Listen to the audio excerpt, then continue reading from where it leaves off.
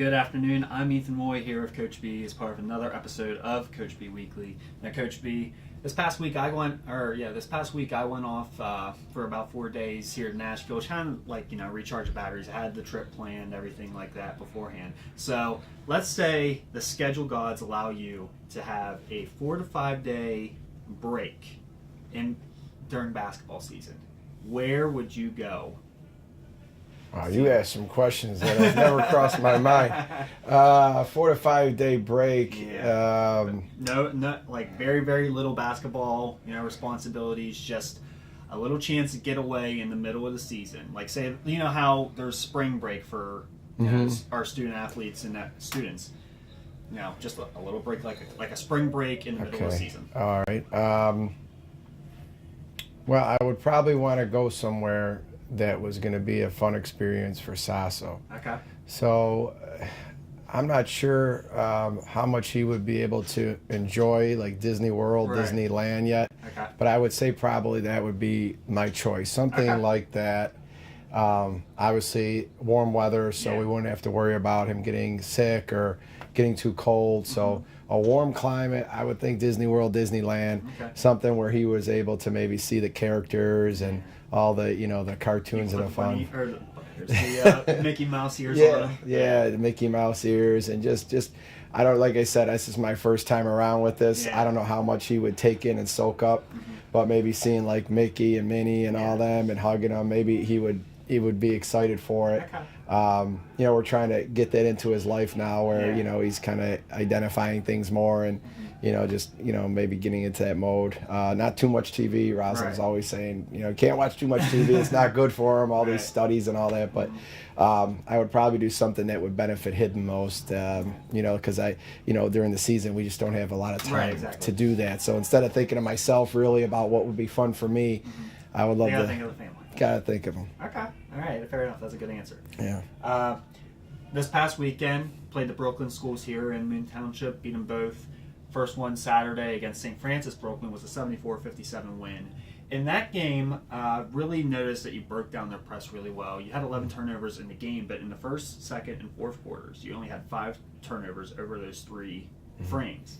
So what did you see in your scout against their press that you thought you could exploit?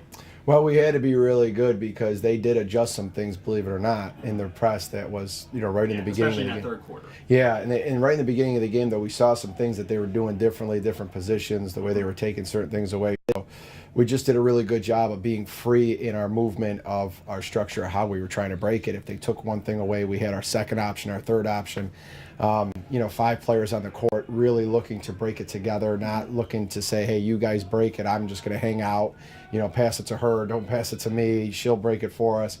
Everybody was saying, hey, I'm available when you need me, and when you break a press with that kind of mentality, good things will happen. I think one of the biggest things too with that was just our mindset of attacking and playing with a good pace, understanding what a good attack was or when to pull the ball back out and run offense. That there's a fine balance between that, being overly aggressive or being too passive or just being too gun shy and just not attacking when you have the numbers.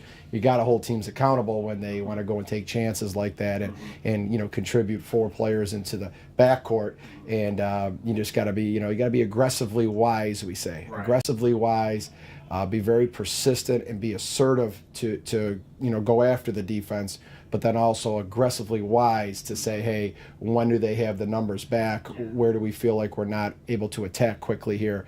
And then the leadership as far as, having, the communication skills to say, by the point guard especially, to communicate when the ball should be coming back out or when we continue on with it. So we definitely got better in that game when it came to attacking the press.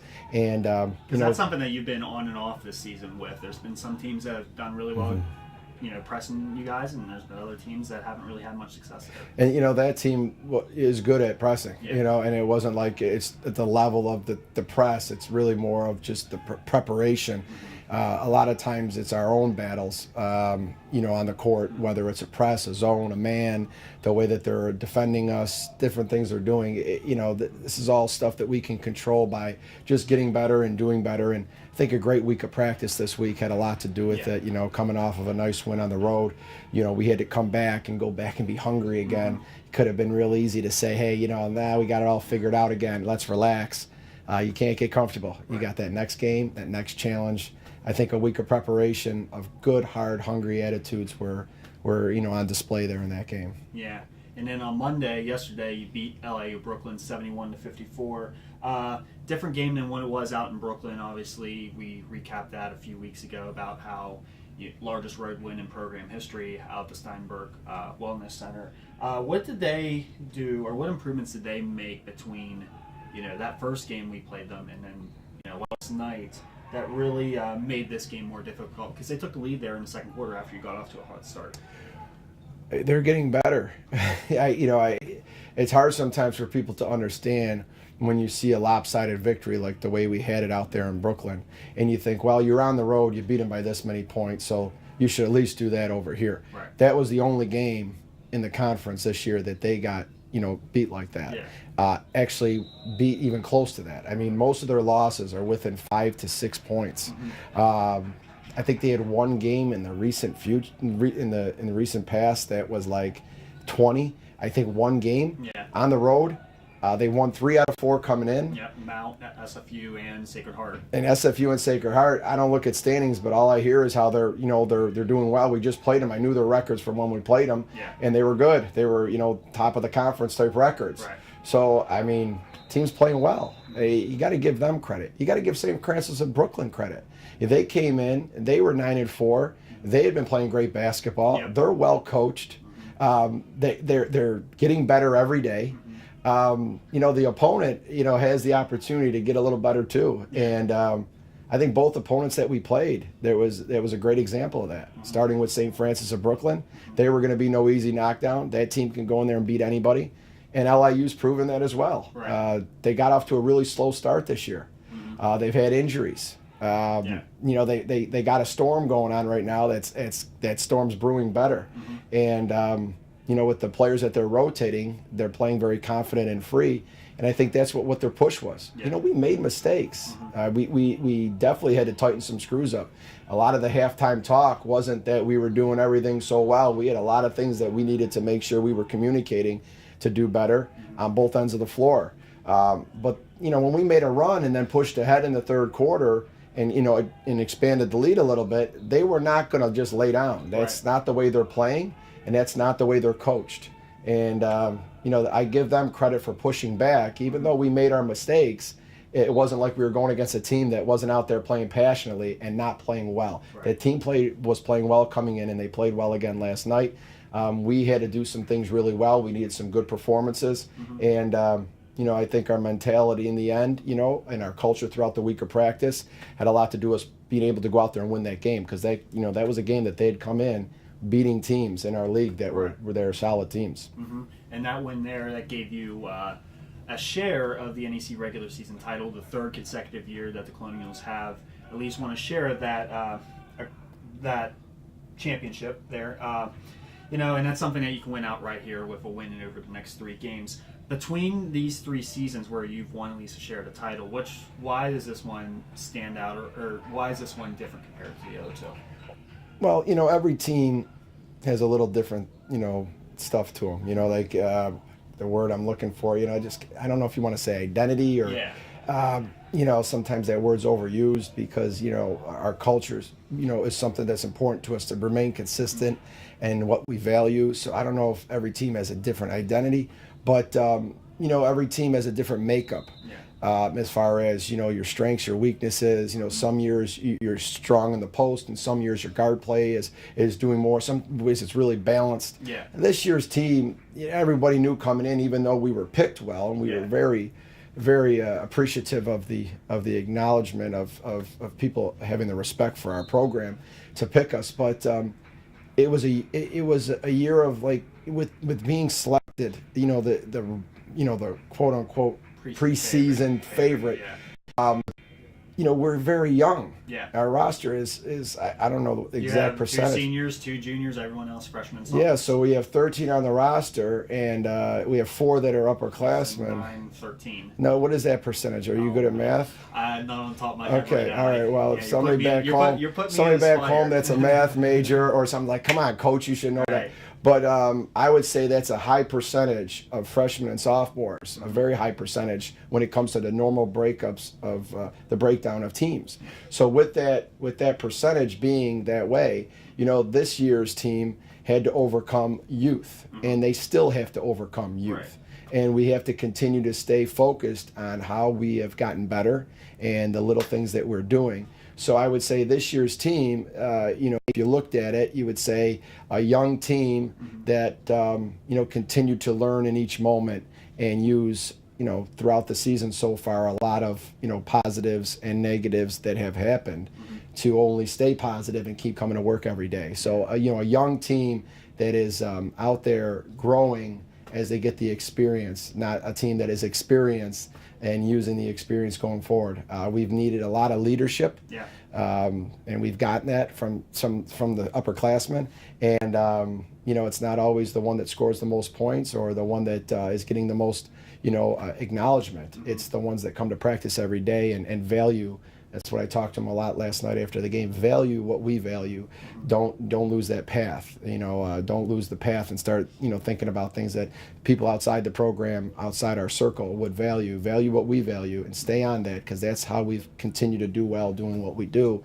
I'd say that this team has been great at focusing and listening to that, and understanding and developing in a short period of time. And we still have a ton of work to do here, so there's no time really to reflect and to really think about all this. It's just at this moment when we accomplish what we accomplish, you take a minute to do that and say, where are we at and how do we get here, and now where are we going and how are we going to continue to get a little better. Right.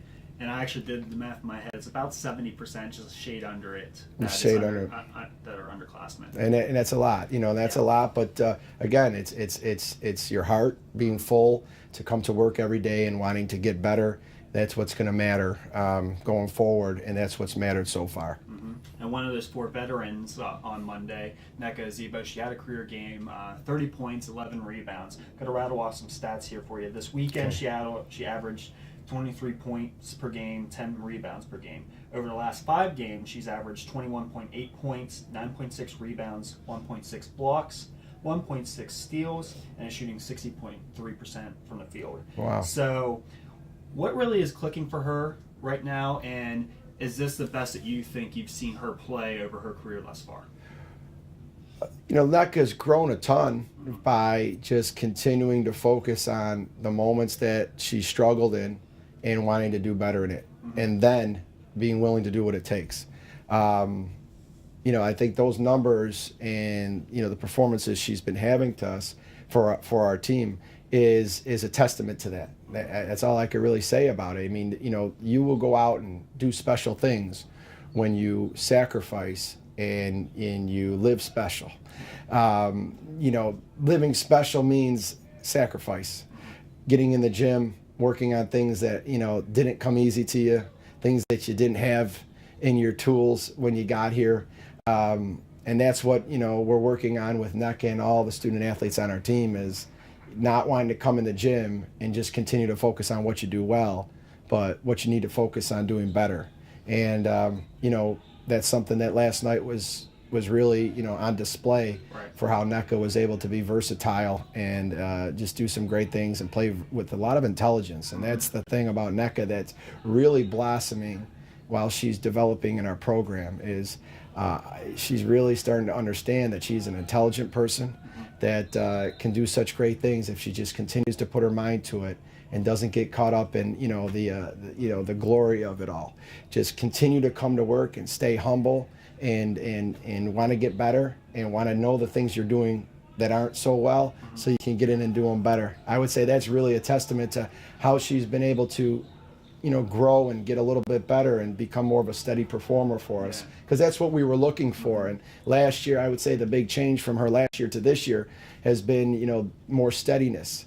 Last year she had Michaela as a senior, who was very steady, very steady. Not that she hit every shot or she hit every game where she scored, but Michaela's attention to detail and focus, you knew she was going to give you that amazing effort every game, and that steady mentality, not too high, not too low. It was good for NECA to have her there last year, but when Michaela has graduated now, still around, which is still great. A bunch of games. Still around. Still working in the department here. Still working, expanding more education for herself, which is awesome, because it's always gonna help her, when she continues to move on in life and the next chapters. So it's been great seeing her, but it was time now for NECA to say, hey, I got to step up now. Right. Next one up. I got to step up now. And I saw how Michaela was that way, and I can be that way. And that's what we got to continue to look for going forward is that steady mentality for her to come to practice every day, want to get better. And it was great to see. Last night she did a great job of being a steady force for us, and did it in a variety of different ways and different things we were doing. So awesome stuff. Yeah, and then defensively, Isabella Posset has been as good as they come in the backcourt here. She tallied 8 steals over the weekend. She's averaging 2 steals per game, which ranks 5th in the NEC, and she has 51 on the season, which is the 4th most all time for RMU freshmen. So what really does she do well that leads to all these steals? Valuing what a steal does for the team. It's not easy to get a steal in Division I basketball. You have to work hard to create steals at this level. People aren't just dribbling the ball off their foot and you're picking it up. I mean, you have to do a great job of tracing. You have to do a great job of staying in front of the ball. You have to do a great job of, off the ball, being ready for if the ball's thrown in your vicinity where you're supposed to be, touching paint there and getting in there and playing help defense and team defense. Those have a lot to do with, those steals. She does have a great talent to hand-eye coordination, to tip balls and things. I think anybody that watches her play defense could see that she's very good with her eyes and her hands. I think she's pretty good at picking her spots too, set you up. Yeah. Set you up. Yeah, exactly. Lure you in. Come on in, bang. Yep. Yeah, for sure. It's definitely something though that she has to work at. It's not just a lazy talent that she can get away with being lazy and we don't Right. we don't value we don't promote laziness here. No, we don't allow that. So laziness is something that it's going to get you on the bench, and it's going to keep you from the minutes that you want to play. So definitely working hard out there. That's a big testament to that, and she has a definite talent for it. Yeah. Valuing what we're doing. A lot of especially freshmen that would come in. They come in and they probably see so much on TV and in social media. I don't even know if anyone watch TV anymore, but social media or whatever, however they watch shows now or sports centers. But it's so stat driven. Yeah. Everyone talks about the triple doubles and the 40 points and this and that. And they a lot of times they don't even mention if they won the game. Oh yeah, by the way, they lost. You know what I mean? It's just we're so driven to these scoring stats and these stats. Valuing what we value every day at practice, valuing what we value every day in our culture. She didn't shoot the ball yesterday a lot, and she didn't shoot it that well, but Bella Pasa had 5 steals. She had no turnovers. She had, I don't know how many assists, but she had no turnovers. She had 4 assists last night. 4 assists, 0 turnovers, 5 steals.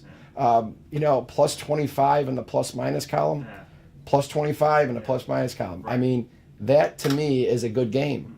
Somebody that looks on the stat sheet, the first thing they're going to look at is shooting percentage. Yep. And if they shot well, they played well. If they didn't shoot well, they didn't play well. Right. That's a very fan-driven type of way to look at it. So how did he play? How did she play? Didn't play well. She was 1 for 7. Oh, really? She had 15 rebounds and 7 blocks. And we won't go down there. That's right where we stay, and that's not us. Right. We want to hit shots. Hitting shots is important. Creating good looks is important. A lot of times your shooting percentage is with the kind of looks you're creating on offense. Right. And with Bella being, at the 1 or the 2 for us, she has to value the kind of shots that she's creating, and she's taking good shots. As a freshman, you have those moments where you don't know what's a good shot and a bad, and that's something, again, that she's, learning every day. it's always a joy to me to see development and to help them develop and to teach them the things that they're learning. And that's what she's doing well right now. And she had a great game last night. Yeah.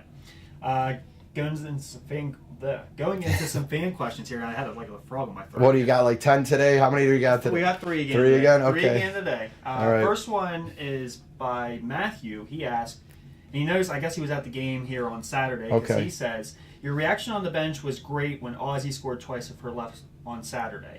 She went back to it again last night. How much more dangerous does that make her and the team now that she has discovered her left hand? Well, I appreciate Matt for supporting us and being at the games. That was a great moment. I think everyone who probably noticed the reaction, not just from me, but the bench, the fans that are close to the program, that are at every game. Ozzy's developing, and that's again what we talk a lot about, is developing and coming to work every day, coming to practice, wanting to get better, and doing what it takes to get better. Right. It hasn't been easy with all the things that she's needed to develop with. It hasn't come quickly and easy in some areas, because she's gotten away with doing it her way and still doing it well with her size and her length, and the ability that she has to score. So just seeing her go to that left and finish it so smoothly like that, and just continue to go with it, it was something that the defense wasn't ready for. Right. Because if you watch the video, you don't see her going to her left and finishing right. so well. So it was a great moment for her. And it's even a better moment if she's going to continue to turn the corner there and just keep working on it now. It's not like, okay, it's all set now, we're done. She has to continue to focus on it now. And she knows that, with being in the program now and being a sophomore, she's had a steady dose of, what's going to keep her growing. And it's going to be not now kind of sitting on where she's at. Now it's time to reflect on that and say, boy, I just used my left. I finished so well. Yeah. I'm coming to practice tomorrow, and I want to get right back after it again and get better. So, that was a great moment for Ozzy. We really enjoyed that. It was, you had those little moments of joy sometimes during the games, even though you got to lock in and get back on defense. Right. But, I think it lifted the team a ton too, because as much as Ozzy's learning her lessons through the program and our teachings, her teammates are learning them as well through her. You don't always have to experience it yourself sometime.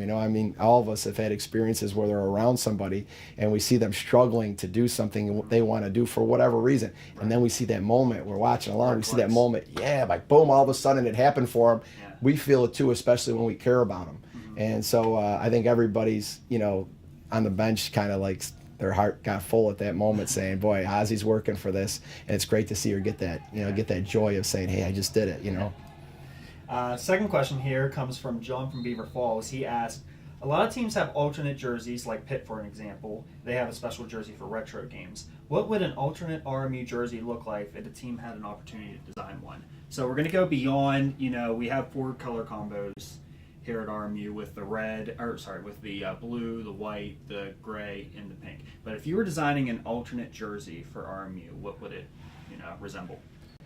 I would love to see, when I first got here, the logo for athletics wasn't an athletics logo. The dome. The dome, okay. Which was a neat logo for the business school. Mm-hmm.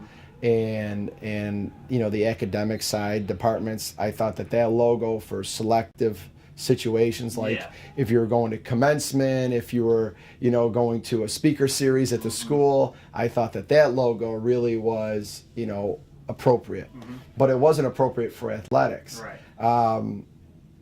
Going before that, I've really not been able to, because the internet was non-existent back then, so you can't. I would really love to see if there was a really old, cool little colonial logo that we could retro. I think, because I'm an RMU grad, I think might have been 2014 for Meet the Colonials night. They gave away t-shirts with an old school Romo. Okay. I think I remember some. The colors were a little different. Yeah, though. it was like a teal and a off yellow. Okay. I would say were the colors that they used for that Romo. But I know what you're talking about. That would be maybe the potential logo to your retro. Yeah, your retro. That's what I was thinking. The NFL teams seem to do a good job with that. Mm-hmm. At least a few years back. I haven't been able to see much lately. Yeah. But they do the old helmets, the old logos, this and that. I think that's always a cool look. if you're going to go back to a retro, is kind of turn back the clock Right. to kind of a logo that I would probably keep the colors the way our colors are Right. now, and just continue with the red, white, and blue, and a little bit of gray. Using that same kind of character, maybe put it on the shorts, or maybe the cursive Robert Morris, if that's the way it was back then. Right. I just think that would be the way to go. Go back to a retro logo, maybe tweak it a little bit with the colors to modernize it a little bit. A little bit, modernize it, make sure it looks appropriate for nowadays, because some of that old stuff was just kind of out of whack when it came to what a colonial looked like and what it was about. So I think that would be the way to go, and I think people would appreciate it, because like I said, I know the NFL teams, when they go back and turn the clocks back, people love it. They love to get the jerseys and all that. Like you see it with the Steelers, or you see it with the Patriots. You got the Steelers Bumblebee jerseys. You got the Patriots with their logo. They got snapping the football. Yeah. You got even the Titans with adopting their Oilers here. Yeah, that's cool stuff, because that's part of their heritage, and it's always good to go back into history and bring it back a little bit, because I think some of the younger generation, is kind of naive to, like, I don't want to, I don't care about history, I don't care about all that, and I think it's really good to bring it forward and get them to understand that there was great players back then that wore a uniform like this. Yeah, and those are the players and coaches that built that team to what it is today. That's right. Yeah. And last question here comes from Maya. She asked, "What Hogwarts house? Do you watch Harry Potter? Have you watched Harry Potter?" I think maybe 40 seconds of it once in my life. You're gonna have to answer this. Well, this is gonna be tough, because I don't know Harry Potter from anybody else. Honestly, neither do I. But Maya asked here, "What Hogwarts house are you in? Is it Gryffindor, Hufflepuff, Slytherin, or Ravenclaw?" See, I feel like Hanukkah's speaking Japanese to me right now, and I'm trying to understand what she's saying, because I would just be taking a total stab, because I don't know. Which one sounds the best? What was the second one? Griffin? There's Gryffindor, Hufflepuff, Slytherin, or Ravenclaw. Okay, Ravenclaw sounds kind of dark. I don't know if I'd want to be in that house. The first one again? Gryffindor. Gryffindor. It's another bird. A griffin's a bird, right? Yes. I think Seton Hill's mascot's a griffin. Yeah. Okay. What else? Hufflepuff. That sounds like the pink character on like Super Smash Brothers. Okay. And what was there? One more? There's Slytherin, which I don't really have an example for that. Slytherin. I would say maybe Hufflepuff. I guess it sounds a little bit more bubbly and a little bit nicer. Sounds like Kirby. Exactly. Yeah. Everything else kind of sounds like dark and like I don't know, just kind of scary to live in that house. Gryffindor kind of sounds cool. Yeah? Yeah. Okay. But I do agree with you with Ravenclaw. It kind of sounds more darker. Again, I have no expertise with Harry Potter whatsoever, so I can be completely off. Yeah, Hufflepuff just sounds a little lighter of a subject as far as like the other ones sound a little dark to me. So I don't know. You're saying this is a house I would live in? Yes, the Hogwarts house. Okay, so who asked this question? Maya.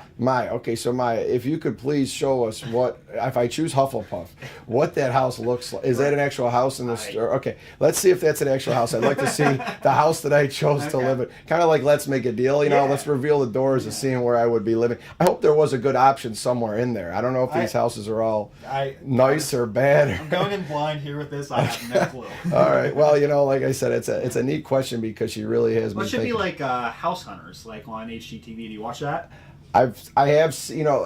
It's hard for me to watch TV much, but I have seen. Is that the one?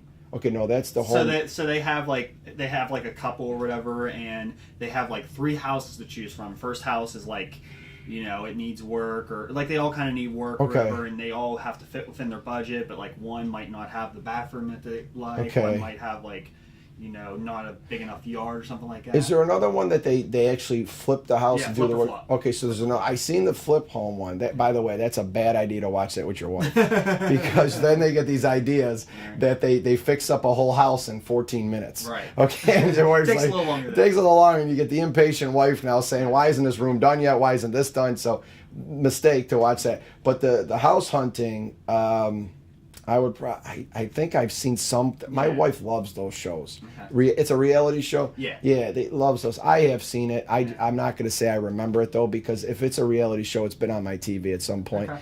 But I do remember people kind of looking at houses and stuff like that. So, anyways, what's the point of the question about that? Just which house would you choose? Oh, just house would I choose? That was my moment. House Hunters, Harry Potter. You're Okay. choosing Hufflepuff. I'm choosing Hufflepuff. I would like to see what Hufflepuff looks like, All though. right. So I'm willing to answer the question, but you have to come through now, and let's get a graphic or something and Yeah, put it up yeah. on. I'd love to see where I'm living now that I chose Hufflepuff. We'll look at it off air here. Well, that's what we got to do. All right, and this weekend you play at Wagner. You play at Sacred Heart. The final weekend of the season, and one that kicks off a 3-game and 6-day stretch to close the regular season here. Regarding the Seahawks, they led at halftime here in Moon Township before a third-quarter run squashed their hopes of a win. Where can you tweak and adjust from that game so that you get off to a better start? Well, they're doing well. They're a program that's improving, and they've won a bunch of games this year, and obviously are turning things around in the right direction. And we have to be ready to come out there and ready for a great battle. That's first of all. That team plays extremely hard, and they're well coached. And when they were at our place, they were doing a great job against us, especially early on. And we had a nice second half, and we did some good things and made some adjustments. But we're going to have to be really solid. To go on the road and to win is very difficult, especially if you don't prepare yourself for the moment of being out there and going. Not in fear of that it's going to be so difficult, but preparation and having a good week of practice to prepare for the things that they did against us. And they were definitely doing a good job of bothering us, especially when we were on offense. I give them a lot of credit for that. And like I said, we made some adjustments, but it's got to be player driven. I mean, we can make all the adjustments we need to. It's how you execute and things like that. So we have to be ready to go out there and execute better than we did in the first half last time, and hopefully learn from the experience that we had in the first half against them the last time, because it's been a couple of years now where we've been at home and they've given us everything we could handle. Oh yeah. At least last game for the first half it was really And the game before that was a 49-46 game. It came down to like the last shot. So again, they're doing a great job there. I can't say that it's just completely our fault that we did a million things wrong. You got to give them credit saying they're doing a bunch of things right. Yeah. And we just got to make sure that we're ready to make adjustments to the things that they were doing that was bothering us, and just have our hands wide open and a full heart, because no matter what you prepare for, sometimes something else can get thrown at you. Adversity could be there, and when you're on the road, you have to be very mentally tough to handle that, because you're in a different environment, and all that stuff can't matter. Mental toughness is worrying what's in between the lines, and that's only what you're concerning yourself with. So that's all we're going to concern ourselves with, is actually the strategy of the game. Getting out there with a great week of practice, making sure we're doing the right things, resting well, eating well, training well, and when we go into that game, being 100% in all areas, because everything matters. Yep. Well, once again, thank you for joining me, and good luck this weekend. Thanks, Ethan. I appreciate it. Thanks for everyone too that's been supporting the program. I love to hear in those questions that we were Especially at the game. off the wall ones. Yeah, at the game and noticing things in our team and the moments of joy that the team had together. Those fans that come and support us and connect with the program mean so much for us, and we hope to continue to attract more people to our program and support us, through the good and the bad. There's going to be wins and losses. We had a loss a little while back, and we had to come back and be there. But always having those loyal fans and support, it helps our student athletes a ton. So I just want to say thanks to all the fans. And if you're watching from afar across the world, we have a lot of global fans. Yeah. Thank you for watching as well. And thank you for supporting. Continue with our team and stick with us through thick and thin. Yeah, it's much appreciated. That game against Wagner is on Saturday at 1 p.m. Monday is at Sacred Heart at 6 p.m. Both games can be seen on NEC Front Row.